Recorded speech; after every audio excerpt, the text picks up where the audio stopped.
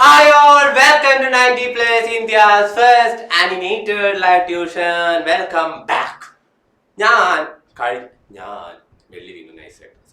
ഞാൻ കഴിഞ്ഞ പ്രാവശ്യം ഇങ്ങനെ ക്വസ്റ്റ്യൻസ് ഒക്കെ തന്നു പോയല്ലോ. അപ്പൊ എനിക്കൊരു സംതൃപ്തി കുറവ്. അത് ഏറ്റവും ഇമ്പോർട്ടന്റ് ആയിട്ടുള്ള ഏറ്റവും ഞാൻ ഫിൽട്ടർ ചെയ്ത് കൊണ്ടുവന്നിട്ടുള്ള സാധനങ്ങളായിരുന്നു. എന്നാലും എനിക്ക് തോന്നി അത് പോരാ, കുറച്ചും കൂടി കൊണ്ടുവന്നു കഴിഞ്ഞാൽ പിന്നെ എനിക്ക് സമാധാനമായിട്ട് ഇരിക്കാലോ. എല്ലാം ഞാൻ കൊടുത്ത് എന്താ പറയാ, എന്റെ മക്കളെ ഹാപ്പി ആക്കിയിട്ട് ഒരു ടെൻഷൻ ഫ്രീ ആക്കിയിട്ട് ഞാൻ പറഞ്ഞയച്ചു എന്നുള്ള കോൺഫിഡൻസിൽ എനിക്ക് ഇരിക്കാലോ എന്ന് ഞാൻ ഇങ്ങനെ ആലോചിച്ചു. അങ്ങനെ ഇരുന്നപ്പോ ഞാൻ എന്നിട്ട് കുറച്ച് ക്വസ്റ്റ്യൻസും കൂടി ആഡ് ചെയ്തു.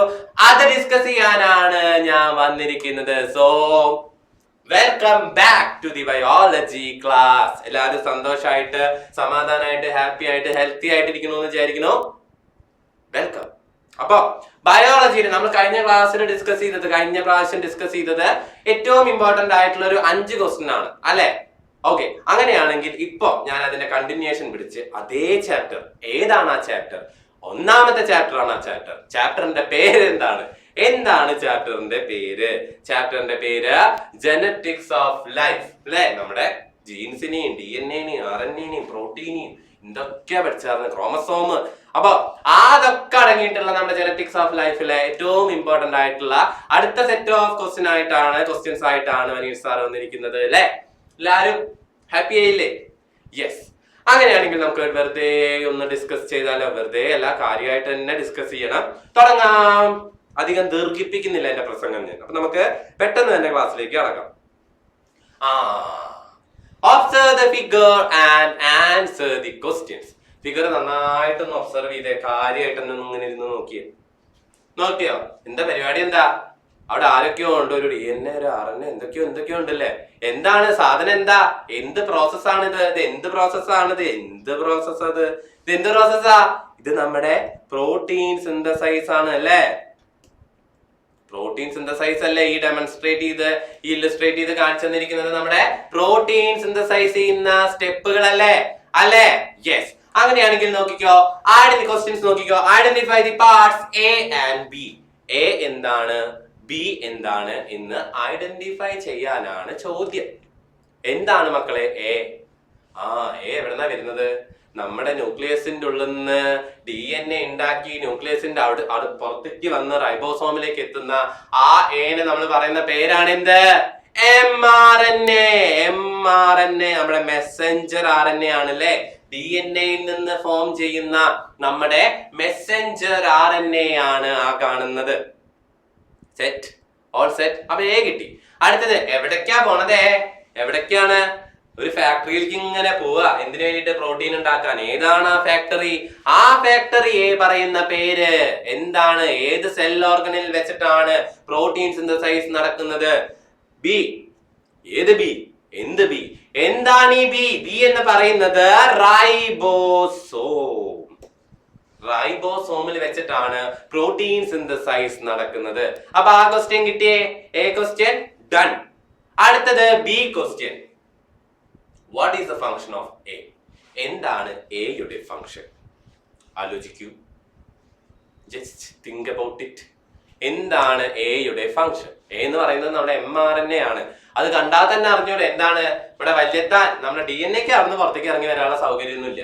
അതുകൊണ്ട് DNA പറഞ്ഞയക്കുന്ന ആളാണ് ആര്? mRNA, നമ്മുടെ മെസ്സഞ്ചർ RNA. ആ പേരിൽ തന്നെ ഉണ്ടല്ലോ, മെസ്സഞ്ചർ ആണ് അല്ലെ? മെസ്സഞ്ചർ ആണ്. അപ്പൊ എന്താണ് നമ്മുടെ mRNA-യുടെ ഫംഗ്ഷൻ എന്ന് പറയുന്നത്? mRNA is formed from a specific nucleotide sequence in DNA with the help of various enzymes. The mRNA contains messages for protein synthesis. അപ്പോൾ എന്താണ് mRNA-യുടെ ഫംഗ്ഷൻ? mRNA-യിലാണ് ആ പ്രോട്ടീൻ, ഏത് പ്രോട്ടീൻ ആണോ സിന്തസൈസ് ചെയ്യേണ്ടത് ആ പ്രോട്ടീൻ സിന്തസൈസ് ചെയ്യാനുള്ള ഇൻഫർമേഷൻസ്, ആ മെസ്സേജ് ഒക്കെ ഉള്ളത് നമ്മുടെ ഈ mRNA-യുടെ അടുത്താണ്. ഇവൻ അവിടെ പോയി പറഞ്ഞാലേ പ്രോട്ടീൻ സിന്തസൈസ് സ്റ്റാർട്ട് ചെയ്യുള്ളൂ. അവന്റെ കയ്യിലാണ് ആ ജാതകം മുഴുവൻ ഇരിക്കുന്നത്. അപ്പൊ എന്താണ് function? mRNA contain messages for protein synthesis. DNA-യിൽ നിന്ന് ഫോം ചെയ്യുന്ന ആളാണ്. DNA-യിൽ നിന്നാണ് എന്ത് ഫോം ചെയ്യുന്നത്? mRNA ഫോം ചെയ്യുന്നത്. അതിലാണ് എന്തുള്ളത്? ആ പ്രോട്ടീൻ സിന്തസൈസിന് വേണ്ട ഇൻഫർമേഷൻസ് മുഴുവൻ കണ്ടെയ്ൻ ചെയ്തിരിക്കുന്നത് ഈ mRNA-യിലാണ്. ഓക്കെ, സെറ്റ് അല്ലേ? ക്ലിയർ അല്ലേ? മനസ്സിലായോ? അടുത്തത് explain the process that take place in B.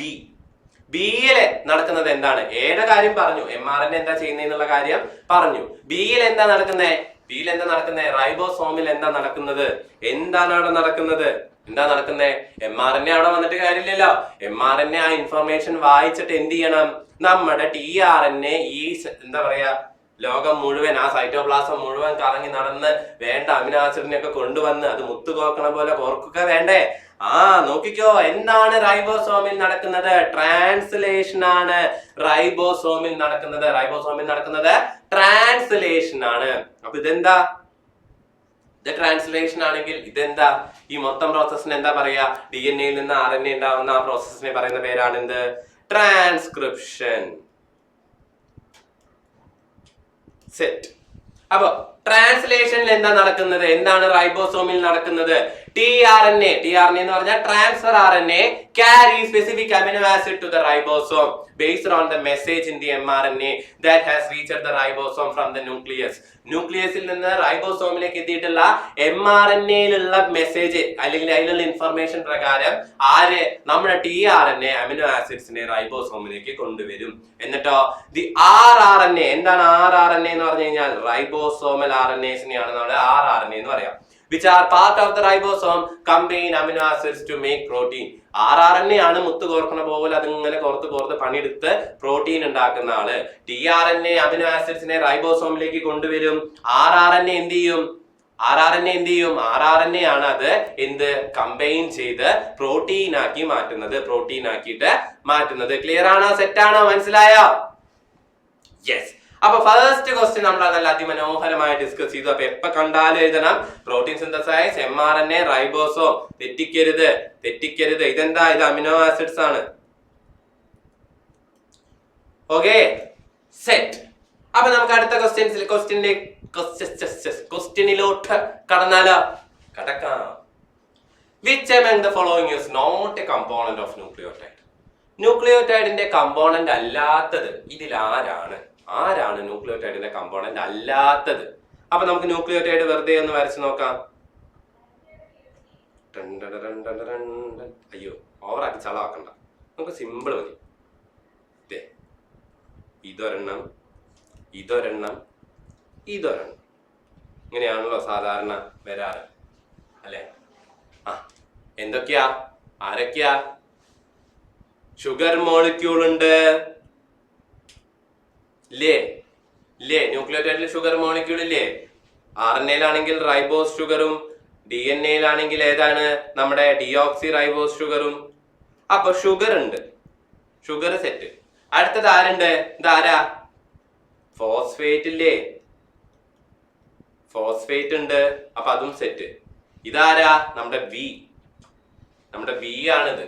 B four nitrogen base അല്ലെ? നൈട്രജൻ ബേസിന്റെ ബി ആണത്. അപ്പൊ നൈട്രജൻ ബേസും ഉണ്ട്. ആരാണ് ന്യൂക്ലിയോടൈഡിൽ ഇല്ലാത്തത്? പ്രോട്ടീൻ ആണല്ലേ ന്യൂക്ലിയോടൈഡിൽ ഇല്ലാത്ത ആരാണ്? പ്രോട്ടീൻ ആണ്. അപ്പൊ ഏതാണ് ഉത്തരം?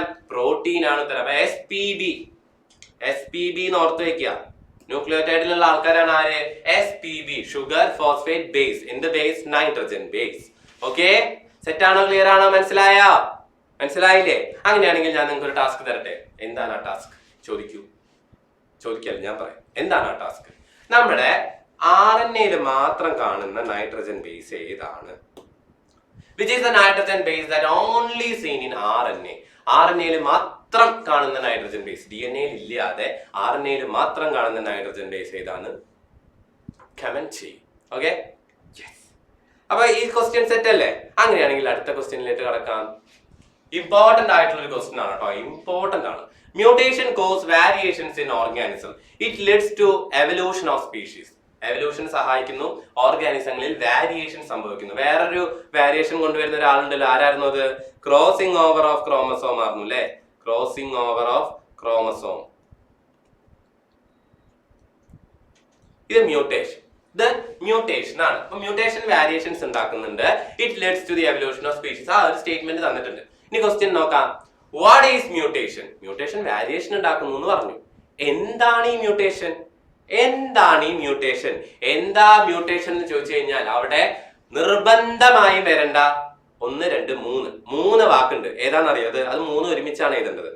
സഡൻ അതൊരു വാക്ക്, ഹെറിറ്റബിൾ അത് വേറൊരു വാക്ക്, ചേഞ്ച്. ഈ വാക്ക് എന്തായാലും എഴുതണം. മ്യൂട്ടേഷൻ എന്താണെന്ന് ചോദിച്ചു കഴിഞ്ഞാൽ എഴുതേണ്ട മൂന്ന് വാക്കാണ് സഡൻ, ഹെറിറ്റബിൾ, ചേഞ്ച്. ഇത് ഒരുമിച്ച് അങ്ങോട്ട് എഴുതുക, സഡൻ, ഹെറിറ്റബിൾ, ചേഞ്ച്. അങ്ങനെയാണെങ്കിൽ നോക്കാം, വാട്ട് ഈസ് മ്യൂട്ടേഷൻ? എന്താണ് mutation? Mutation is the sudden heritable change in the genetic constitution of an organism.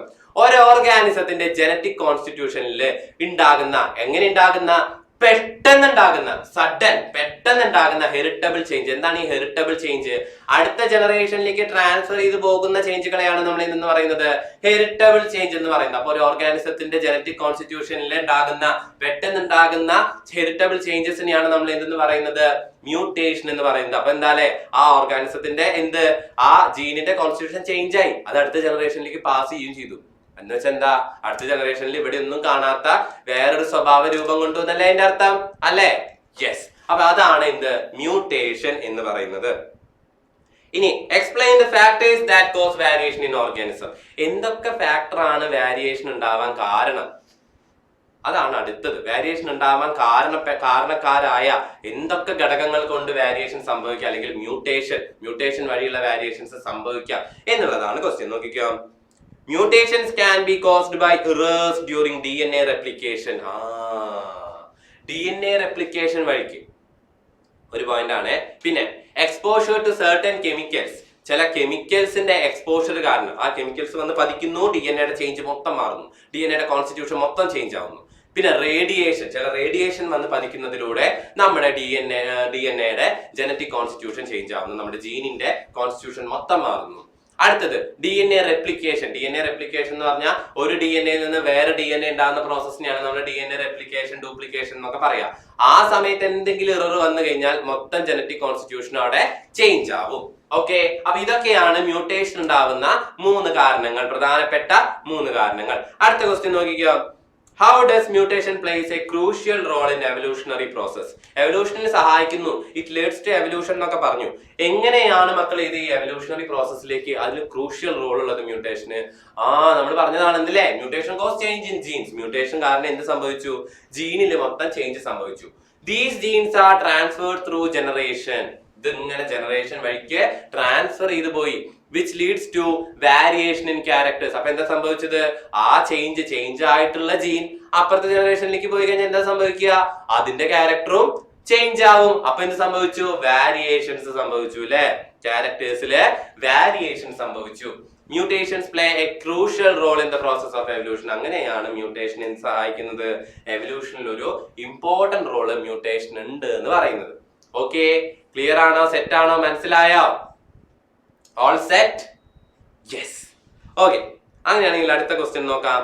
Analyse the statement and choose the appropriate one. ഇത് ഇത്തിരി ട്രിക്കിയാണ്.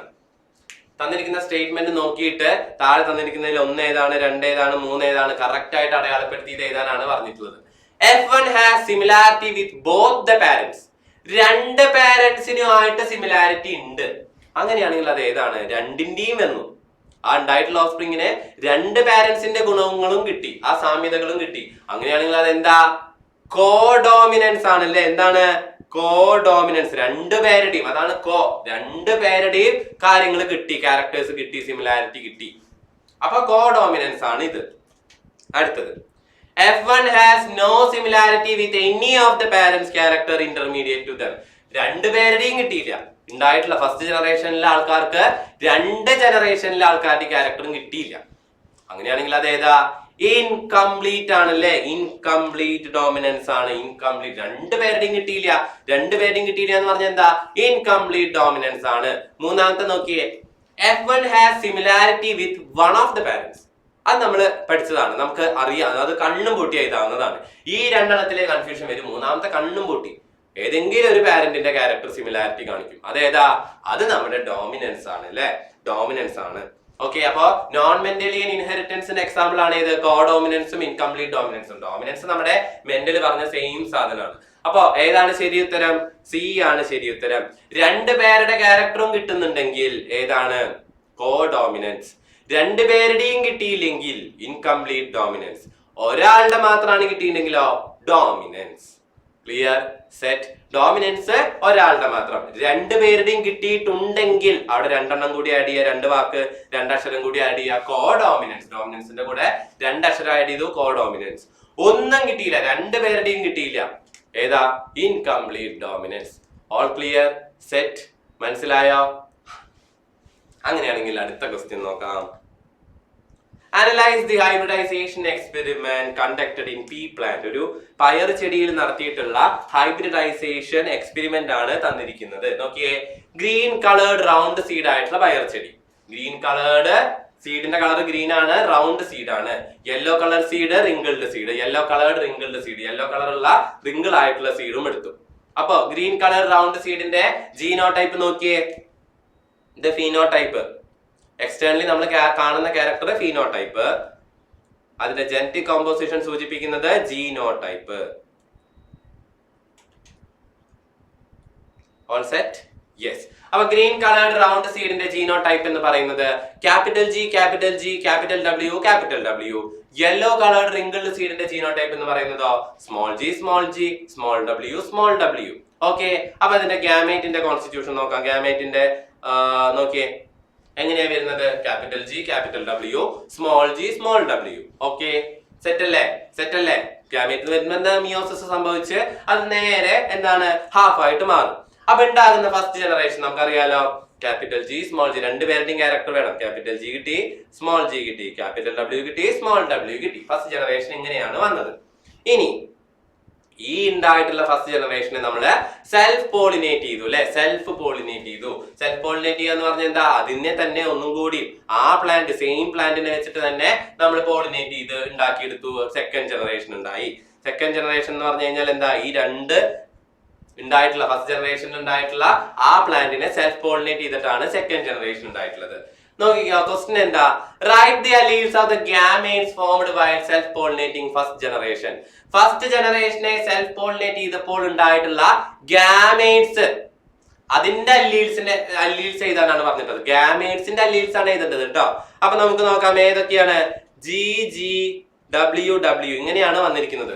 അപ്പൊ ഏതൊക്കെയായിരിക്കും ഗാമേറ്റ്? എത്ര ഗാമേറ്റ് ആണ് ഉണ്ടാവുക? 4 എണ്ണം ഉണ്ടാവും അല്ലെ? നമുക്കറിയാം 4 ഗാമേറ്റ് ഉണ്ടാവും. ഏതൊക്കെയാണ്?